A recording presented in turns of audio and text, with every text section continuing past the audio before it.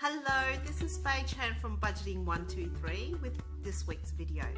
And the topic is, how do you know you're in a vicious cycle with money? So look, when I see clients, they go, oh, I'm not too sure what's going to happen in the next 12 months. And sure, circumstances do arise and comes up. But really, in the last 3 to 4 years, if I look over your finances there, and I look forward 12 months, voila, it's pretty much the same thing, because we all have our own cycles and our own behaviors with money. So let me identify for you sort of 3 telltale signs as to how you know you're in a vicious cycle with money. The first one is you're robbing Peter to pay for Paul and Mary, right? You seem to be shuffling cards or juggling a lot of plates. And it's a very stressful management. You know, you're trying to do a bit here, do a bit there, manage all your bills. But it's, you know, you're really just robbing someone to pay for the other, to pay for the other. And hopefully that cycle manages itself or turns out somehow.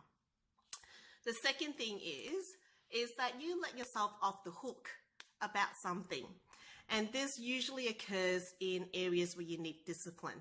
And with money, it could be something like you're spending all your savings, you know, you got paid, and in a night's going out, you spent 50% of your pay just that one night. So there's a self-sabotage there that happens.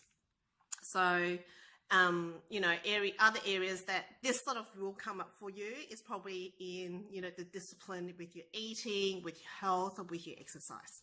So look there as well. The third thing is, because of those 2 things, it snowballs into that curveballs when an emergency occurs. It feels a lot more severe and a lot more significant and a lot more dramatic, only because you haven't financially backed yourself, and that, you know, if a $2,000 emergency happens, it will hurt the pocket a lot. So all those things sort of, you know, manifests itself and sort of, it's very cyclical. So what are the 3 things that you can do to mitigate against that?